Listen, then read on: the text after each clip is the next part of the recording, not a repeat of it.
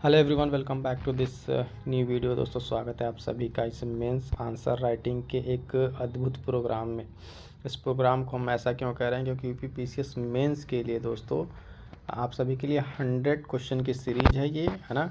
इसमें mains answer writing program है और इसके लिए हम आपको कह रहे हैं क्यों इम्पोर्टेंट होने वाला है। समझिएगा पूरी बात को पहले, है ना, कि यूपी स्पेशल जीएस पेपर 5 और 6 को लेके हम तो डेली आंसर राइटिंग कर ही रहे थे। हमारा एक जो प्रोग्राम है जो पहले चलता आ रहा है वो तो चलेगा ही, लेकिन आप सभी दोस्तों को के लिए जिन्होंने इतने अच्छे कमेंट किए, जिनका सजेशन था, जिन्होंने कहा कि एक और सिलेबस को जल्दी कंप्लीट करा जाए, उन्हीं सभी के लिए 100 क्वेश्चन का एक अलग से प्रोग्राम, जिससे कि हमारा सिलेबस जल्दी कंप्लीट हो सके। तब ये प्रोग्राम स्टार्ट हो चुका है और वो जो पहले वाला डेली आंसर राइटिंग प्रोग्राम वो चलता रहेगा। उसके साथ ही अलग से 100 क्वेश्चन जिस तरीके से आपके पूरे सिलेबस को कवर करके ये किया जाएगा। इसको थोड़ा सा स्टार्ट करने में देरी क्यों हुई, क्योंकि इसके पहले से आप ही लोग के लिए जो चला रखा था हमने फ्लो चार्ट और नोट्स के माध्यम से यूपी स्पेशल का 5 और 6 को जो कंप्लीट कर रहे थे स्टैटिक पोर्शन, यानी क्वेश्चन आंसर शुरू करने से पहले हम चाहते थे कि आपको हम कुछ पहले नोट्स प्रोवाइड करा दें, कुछ उसके सिलेबस को कवर करा दें स्टैटिक पार्ट को। अब हमने कुछ इतना 3-4 लेक्चर में बीते 3-4 लेक्चरों में हमने आपको उतना पोर्शन कंप्लीट करा दिया, जहाँ से अब आपको एक स्पेशल तरीके से आंसर राइटिंग कराएं, जिसमें आपको ये रहे कि आपने चीज़ों को पढ़ रखा, अब उसको आंसर के फॉर्म में कैसे लिखना है। तो फटाफट से आपको बता दें कि ये जो लेक्चर है, जो नए साथी अगर जिन्होंने नहीं देखा है स्टैटिक पोर्शन को, उसको देख लें, तो उससे आपको काफ़ी हेल्पफुल होने वाला है वो। और ये जो हमने क्वेश्चन है, जो जिन क्वेश्चन को हमको डिस्कस करना है, कल के एक वीडियो में हमने वो सारे क्वेश्चन आपको एक बार बता दिए, ताकि आप अलग से भी कुछ उसके बारे में पढ़ना चाहें तो आप पढ़ सकते हैं जाके। अब उन्हीं सारे क्वेश्चन को एक एक करके हम यहाँ पे डिस्कस करेंगे मेंस के क्वेश्चन आंसर राइटिंग फॉर्म में, ठीक है। तो फटाफट से ये सारी चीज़ें आपको बता दें। और एक न्यूज़ और जो आपको देनी है कि आप लोग जिन लोगों ने टेलीग्राम से नहीं जुड़े हैं, ठीक है, टेलीग्राम से, तो वो जुड़ जाइए। टेलीग्राम का जो भी लिंक है वो एक स्टडी मटेरियल का है, ठीक है, फ्री स्टडी मटेरियल।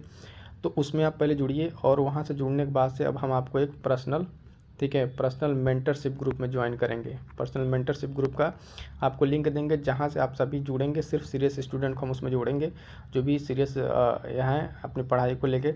उसमें आप मेंस के आंसर राइटिंग के डाउट पूछ सकते हैं, प्रीलिम्स के जो भी आपके डाउट्स हो आप पूछ सकते हैं। लेकिन अभी आप स्टडी मटेरियल इस ग्रुप में जुड़िए, वहाँ से हम आपको एक सेपरेट ग्रुप बना के वहाँ से आप सबको वहाँ से हम अलग करेंगे, एक अलग ग्रुप बना के, ठीक है। तो ये तो चीज़ें थी फटाफट से आज जो हमने आपके साथ शेयर करनी थी। अब फटाफट से स्टार्ट करते हैं अपने क्वेश्चन आंसर के सीरीज को, ठीक है। तो चलिए दोस्तों, स्टार्ट करते हैं। आज का हमारा जो क्वेश्चन है, कल हमने जो डिस्कस क्वेश्चन का आपको पहले बता दिया था। क्वेश्चन है आज का हमारा कि उत्तर प्रदेश में हड़प्पा सभ्यता के विस्तार के संबंध में चर्चा कीजिए, ठीक है। Discuss the extent of Harappan civilisation spread in Uttar Pradesh. तो इसको चर्चा करने से पहले इसमें क्या क्या हमें देखना है, इसका हमारा अप्रोच क्या होगा इस क्वेश्चन को अटेम्प्ट करने का।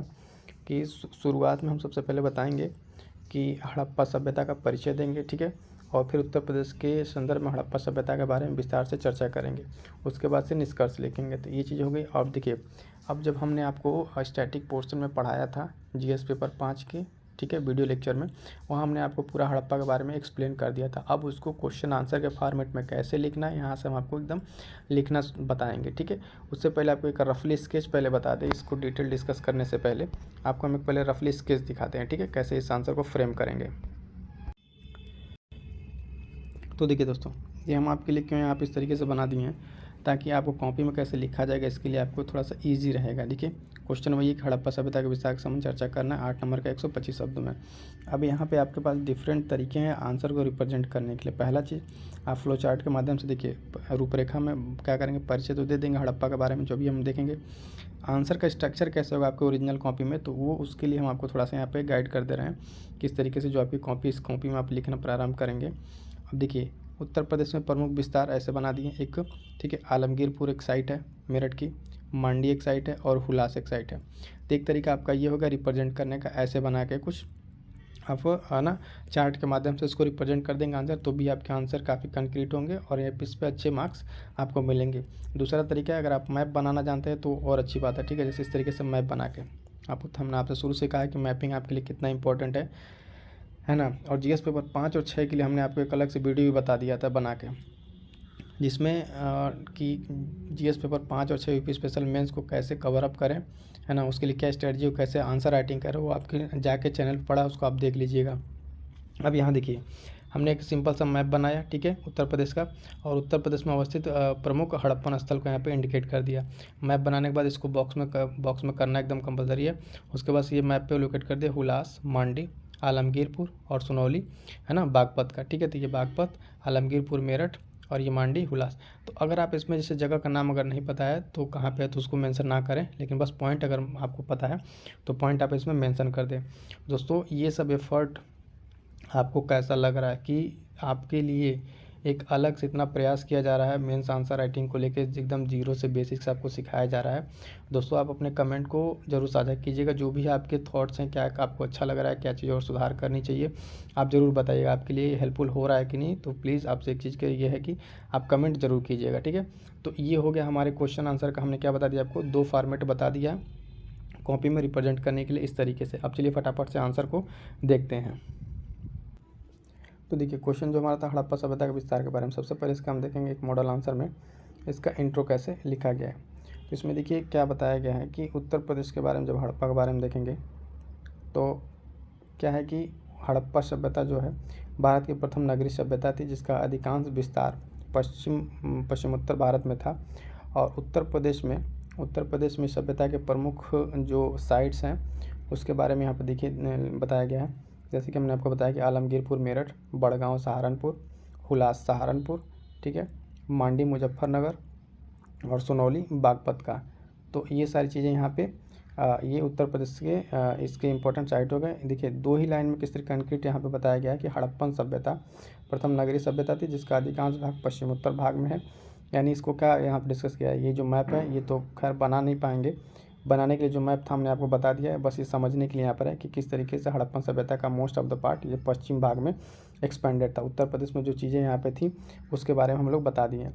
अब क्या करेंगे यहाँ पे दोस्तों कि जो मेन बॉडी स्ट्रक्चर है उसमें हम करेंगे कि आलमगीरपुर और हुलास, यानी आलमगीरपुर के बारे में जो थोड़ी बहुत जानकारी है उसको यहाँ पर हम फीड कर देंगे मेन स्ट्रक्चर के तौर पर। तो इसमें क्या हो जाएगा कि उत्तर प्रदेश के मेरठ जिले में सिंधु घाटी सभ्यता का प्रमुख पुरातात्विक स्थल है। इसे परसाराम का खेड़ा के नाम से भी जाना जाता है आलमगीरपुर को।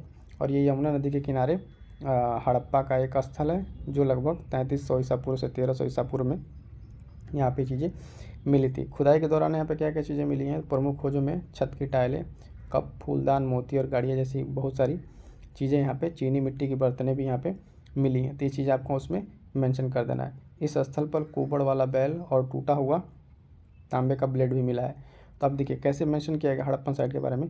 आलमगीरपुर पहला क्या कि ये कहाँ पर है, ठीक है, कौन सी साइट है, इसका कोई अन्य नाम है वो भी डिस्कस कर दिया। यहाँ पे क्या क्या चीज़ें मिली इसको बता दिया। अब देखते हैं हुलास के बारे में। हुलास के बारे में जब हम बात करेंगे तो ये उत्तर प्रदेश के सहारनपुर जिले में स्थित हुलास उत्तरकालीन सिंधु सभ्यता का है। यहाँ से प्राप्त कुछ मृदभांड अन्य स्थलों से प्राप्त हुए सिंधु मृदभांडों से मिलते जुलते हैं, जिसमें कांच की मिट्टी के बर्तन, ठीक है, मनके, चूड़ियाँ, है ना, खिलौना, गाड़ी आदि मिलते हैं। तो ये हो गया हुलास के बारे में एक ब्रीफ इंट्रोडक्शन के बारे में, ऐसा मतलब इसकी डिटेलिंग, ठीक है। मांडी के बारे में क्या क्या इन्फॉर्मेशन देखिए, ये मुजफ्फरनगर जिले में स्थित है ना, और जून 2000 में ग्रामीणों द्वारा एक प्राचीन खजाने की खोज की गई थी, ठीक है, जिसमें इसमें क्या क्या और चीज़ें मिली थी। इसमें मिला था खोज में लूट के लिए उल्लेखनीय, जिसमें पुराने खजाने वगैरह मिले थे। तो ये सब सारी चीज़ें यहाँ से मिली। और यहाँ पे क्या मिले हैं, तो यहाँ पे खेत से जुताई के दौरान भारी मात्रा में सोने के सिक्के और उसके साथ साथ क्या मिले हैं, मिट्टी के बर्तनों के टुकड़े प्राप्त हुए हैं, ठीक है।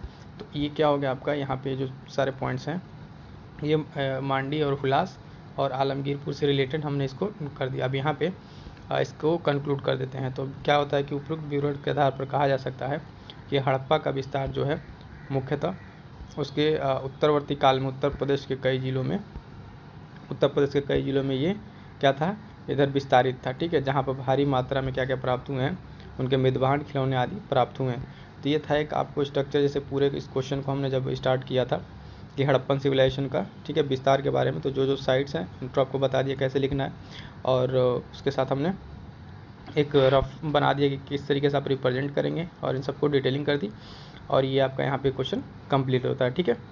क्यों बता दें दोस्तों कि जो दोस्त साथी नए जुड़े हैं उनके लिए मैसेज है कि आप आंसर राइटिंग का जो एक बेसिक से बताया गया है पेपर 5-6 को लेकर कैसे आंसर राइटिंग करना है, इस वीडियो को विजिट करके ज़रूर देखें। और साथ ही साथ एक अलग वीडियो में जिसमें बात की है कि एक अच्छा उत्तर लिखने के लिए क्या क्या चीज़ें ज़रूरी होती हैं, है ना। ये चीज़ें इंपॉर्टेंट है आंसर राइटिंग के लिए, 2 चीज़ें। और एक चीज़ अलग से जो मेंस आंसर राइटिंग पर्सपेक्टिव से ये 2 किताबें हैं। इस वीडियो में हमने एक्सप्लेन किया कि किस तरीके से पीवाईक्यू हेल्प करेगा आपके मेंस एनरिचमेंट के लिए। तो ये चीज़ आप ज़रूर देखें, है ना। और इसके साथ साथ दोस्तों जो प्रीलिम्स के लिए इंपॉर्टेंट है करंट अफेयर, है ना। प्रीलिम्स के लिए इंपॉर्टेंट है करंट अफेयर। तो यहाँ पे एक ही वीडियो में आपके पिछले 4 महीने करंट अफेयर मिल जाएगा, जो भी अब तक आपने नहीं पढ़ा है तो पढ़ के यहाँ से नोट्स बना लीजिए। क्योंकि आप साथ ही साथ अगर जब मेंस के साथ साथ इस पॉइंट को कवर करते रहेंगे करंट अफेयर, तो आपके अपकमिंग एग्जाम्स के लिए काफ़ी हेल्पफुल होने वाला है प्रीलिम्स के पॉइंट ऑफ व्यू से। ठीक है, तो मिलते हैं किस नेक्स्ट वीडियो में। Thank you so much.